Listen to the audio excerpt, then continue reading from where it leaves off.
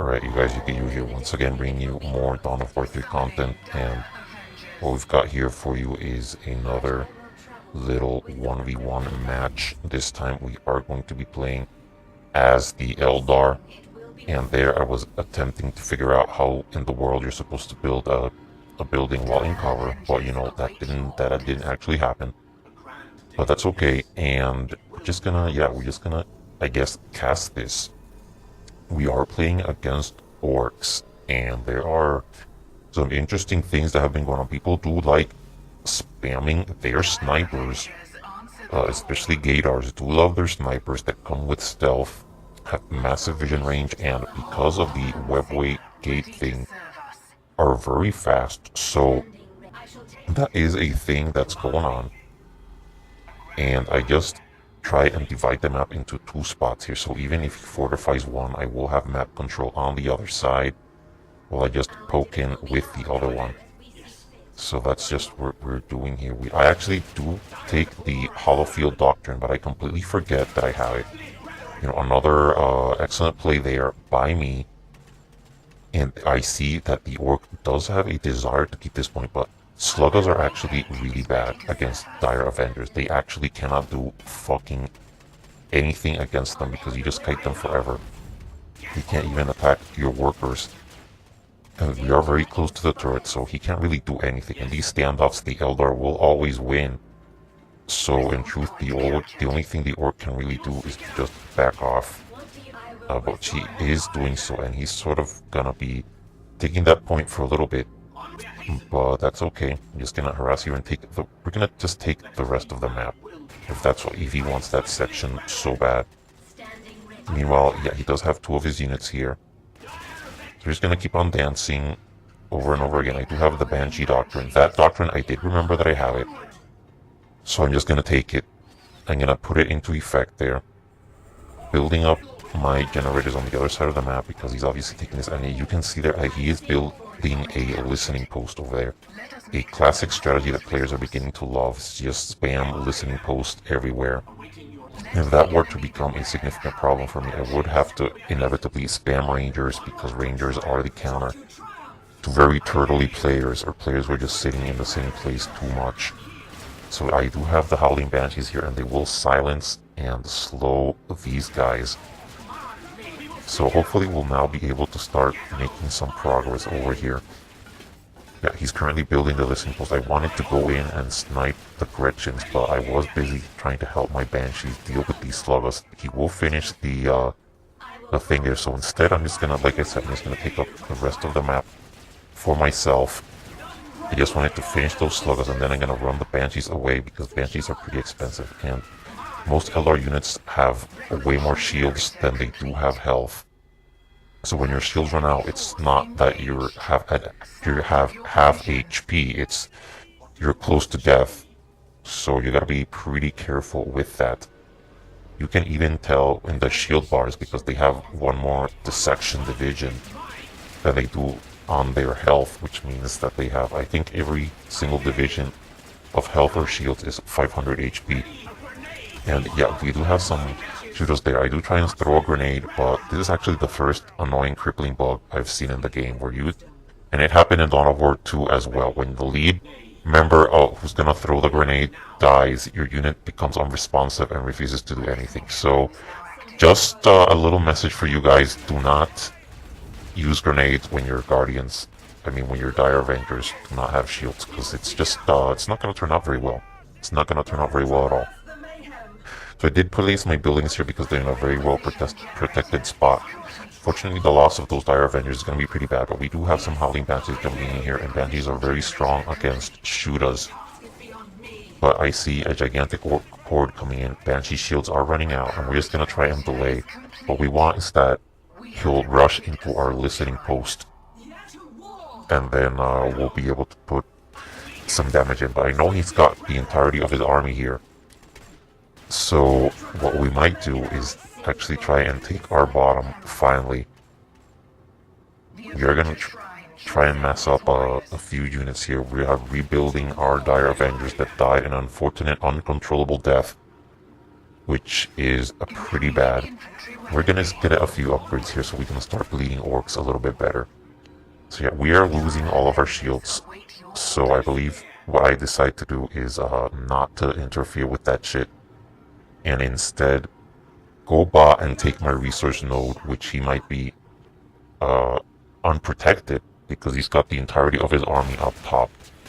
So we're just gonna do that. We're gonna start hammering on this node here. Howling Banshees apparently using their shout against buildings. That is pretty cool. When I see the orcs going over there at the top, I realize that the Banshees can deal with this by themselves. So I'm just gonna try and stall with my Dire Avengers the death of the building. The Banshees did handle that. So they'll be taking these generators for free. Those generators definitely did not pay for themselves. And we'll see how many requisition losses we can cause with these Dire Avengers, as he will kill our listening post and kill my shield generator. Those sluggers are pretty low. We'll see if we can kill some of them. Yeah, he's not going to have a very good time with that. We do have our hero available, but I decide I'm not going to use him.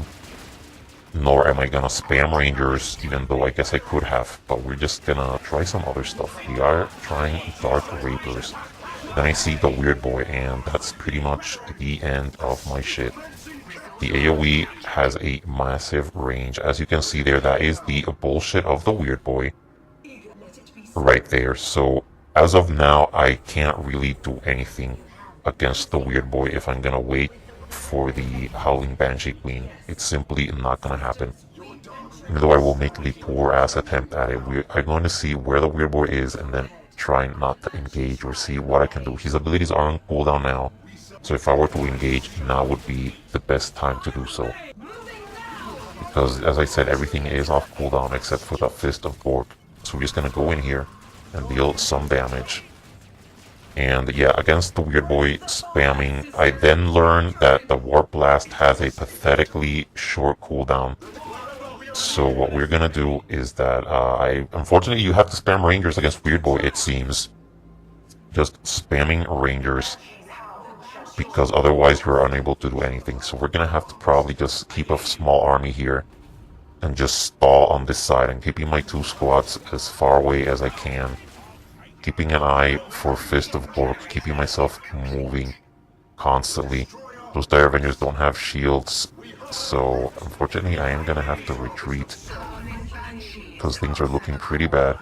Yeah, I am gonna take the Banshees and go do something elsewhere, because fighting into the Weird Boy is a very bad strategy. So unfortunately he decides to push in, insta-gibbs my Guardians, because apparently the Weird Boy does AoE damage, because, you know, that's very balanced, very good.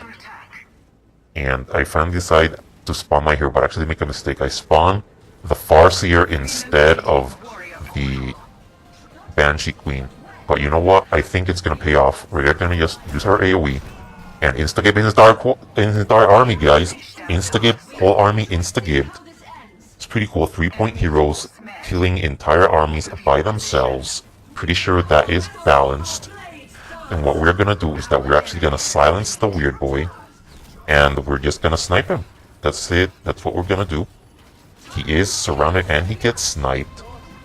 Fuck his smug little buddy, guys. So he did get a little bit of his own medicine. But yeah, definitely the 3-point heroes seem kind of absurdly OP. I'm not exactly sure what they were thinking. I'm actually less afraid of the War Boss than I am of the Spellcaster heroes. So even though the War Boss is more expensive, so I'm not sure what exactly is going on over there. But that's just how it's gonna be, you guys. So we do manage to kill his whole army and his heroes, so at this point he's at a significant disadvantage. We're just gonna try and take over the map as best as we can now. Just having the Farseers shooting around, causing lots of requisition losses. We're gonna shoot down that tower from the top. And he's actually wasting requisition by having that tower there, because he doesn't even have a generator. It's basically protecting nothing. It's wasting his requisition. He could have had a bigger army. He could have basically had anything, a better economy, except he decided to spend his money there. So that's not gonna be too great for him. We're just gonna kill it very easily. Fars here tanking its shots, and we will now try and use the advantage I have in heroes to push ourselves further into the map and take down all of his resource towers until he gets his weird boy back, because he doesn't actually stay dead for too long. That's what we're gonna do. We're gonna push in and use our banshees to harass him in the back and his generators that are more exposed. Here he's blobbing his units, and that's not gonna end very well for him if he just A moves mindlessly and blobs. Unfortunately, orc players may not necessarily have a choice between blobbing or not. So now we're gonna work on our economy. Just start a few more generators here, making sure that we can keep up in resources as best we can while we take down his. I know he's got his army focused on mine over here, so I'm gonna just use those banshees. He actually comes here and surprises me by moving all the way over there, which I guess is pretty smart by him, since he knows he can't really fight my Farseer whatsoever. So we're just gonna cancel all of this and take his resources. I do have 2 nodes fully upgraded while he's losing the back node, the one that's most popular, and he's losing a production structure. So I'm gonna be okay with losing the top point, trading that for basically 2 points. I'm just trading 1 for 2. And that's a trade that I think we're gonna be very happy with. I was considering the Banshee upgrade, but decided not to because the weird boy insta-gives melee units. So, I mean, he insta-gives ranged, but ranged units have a better chance of survival against him. Against the weird boy, you really do have to make rangers, apparently. Because otherwise, and I imagine the same thing is true if you are against the Farseer as a Space Marine, you do have to make rangers, or else nothing is gonna get done. So at this point, he's basically only got a single resource node, and we are gonna once again insta-give him because he actually made a gigantic misplay by pushing in there. He left himself very vulnerable to getting caught from the high ground. He probably didn't even see that ability come in, which is why it was so effective. I mean, it's still always very effective, but it's going to be very hard. And here I see another hero coming in, so I'm just separating my squad because I'm not sure if that's the weird boy or somebody else. And it is the weird boy. The weird boy has returned, so I'm just going to leave. See, he's making Ludas, which actually are very good against Dire Avengers. Again, I'm spreading out my units as best I can so not to lose them. I do manage to bait out the teleport and the scrap blast. I believe it's the name of that ability. I almost lose a Dire Avenger squad, but they didn't all die. So that's very, very important. I'm gonna keep my guys over here, again, working on my economy. I know he doesn't have much resource points, so even if I just sit there and do nothing, I actually learned in another game, not this one, that apparently Wraithguard can get one-shot by Fist of Gorg and absolutely destroyed by the Weird Boy. So, something that you should know for the future. Do not build Wraithguard against the Weird Boy. Since I don't see the Weird Boy, I'm just running in here. Gonna keep the Farseer somewhat forward to make sure. I'm just checking the points to make sure he has nothing. And once again, he tries to over-push, I think. He leaves himself vulnerable to being caught from behind, which is actually what's gonna happen here. Again, I'm gonna take out his wall tower, think about what's going on, and I'm gonna try and throw my spear here. He does dodge by placing his units inside the war truck, but the Farseer can still use her ability.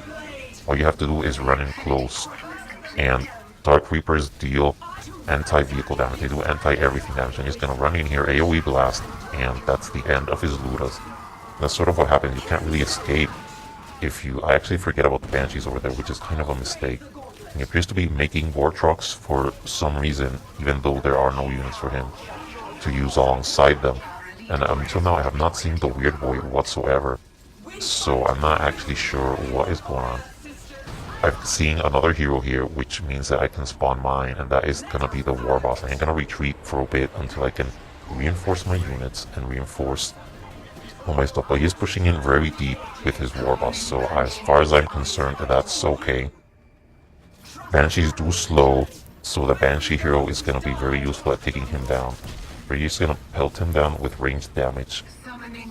And when he gets low on HP, we're gonna throw our Banshees at him and finish him off. He's slowed again because the Banshee Queen does have her slow, and we're gonna silence and slow him again. Gonna insta-give a few Ludas with the Banshee Queen, gonna tie them up. As you can see, the Ludas did deal lots of damage to the War Boss, but he's now surrounded. I'm gonna move away before he uses his abilities, and then we're gonna go in for the kill.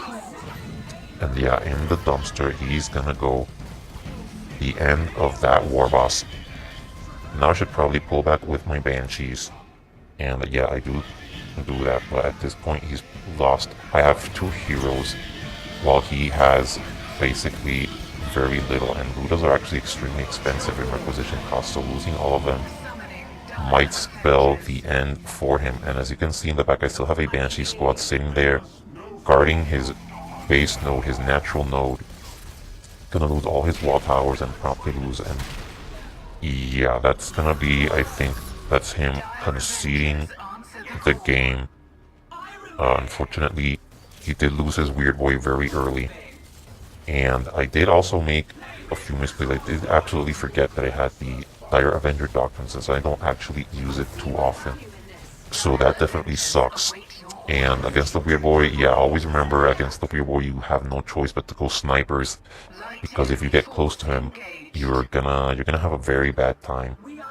So yeah, that's just how it is. So there's just a simple little Eldar gameplay for you guys, and yeah, I think that's honestly gonna be about it, because he doesn't actually do anything else as far as I recall. Maybe I see him once again, but possibly no. Yeah, he does concede, and that's it. That's the end of the match.